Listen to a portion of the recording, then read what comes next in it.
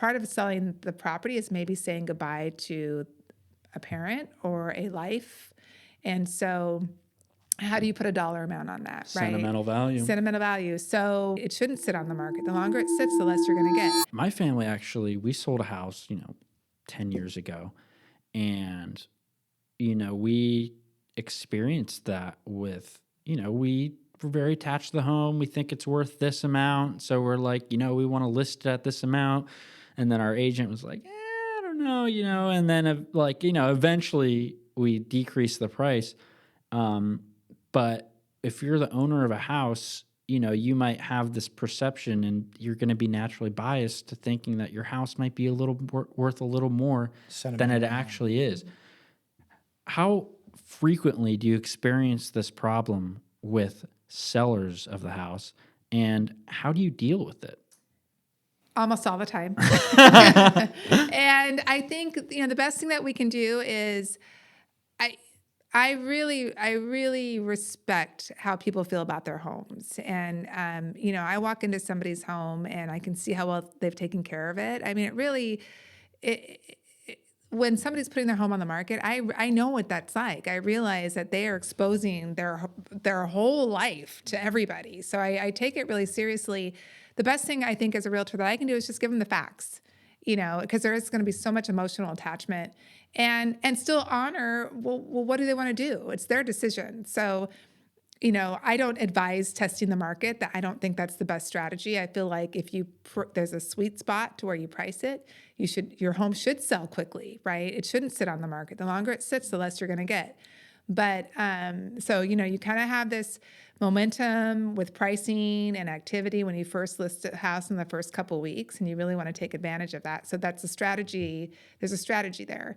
But a lot of times I come across families who maybe it was their mom's home, right? Maybe their dad built the house. And so part of selling the property is maybe saying goodbye to a parent or a life. And so how do you put a dollar amount on that, right? Sentimental value. Sentimental value. So, it's just kind of gauging the situation and explaining to people, let's try it here, right? Let's give it a shot.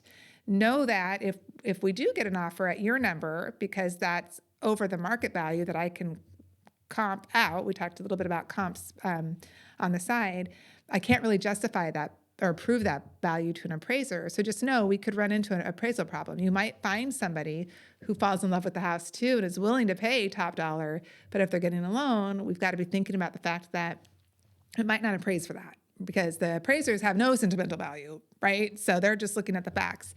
So I think it's just laying out all the options for people and setting the expectations, but still honoring it's sometimes a seller's price that they're picking is not high because they want to get more money.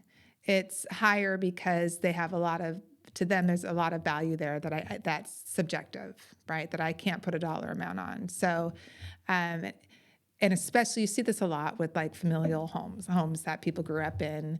A lot of times, I work with a lot of kind of aging baby boomers who are downsizing, and they've owned a home for 40, 50 years that their kids grew up in, and the kids have a really hard time with parents selling.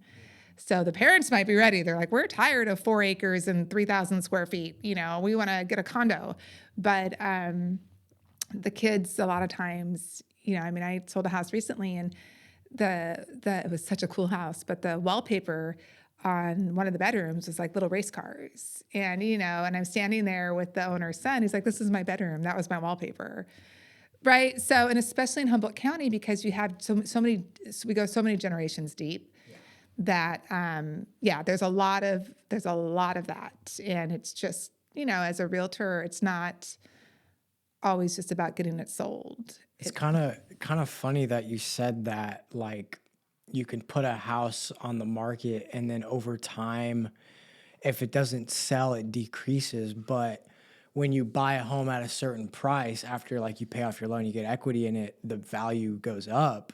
But when you list it, the value goes down. Well, it's more that, I'll kind of rephrase that. So my point in that is just that when you listed a property, when it first goes on the market, there's this window of time, it feels like, where you're doing open houses, it's fresh, it's new on the market. You kind of have a pool of buyers who are ready to go, and they're going to make sure that they see that house.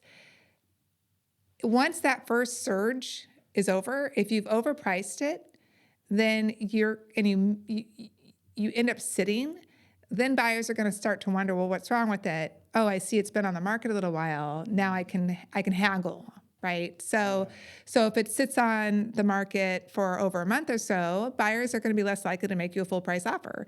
If you get an offer in that first couple of weeks where they're coming to the open house and they're seeing all the other people at the open house, and their agents are scheduling showings, and I'm having to like fit them in. There's just like this momentum that's created. And so once that fizzles out, it just makes it a little bit more negotiable for a buyer.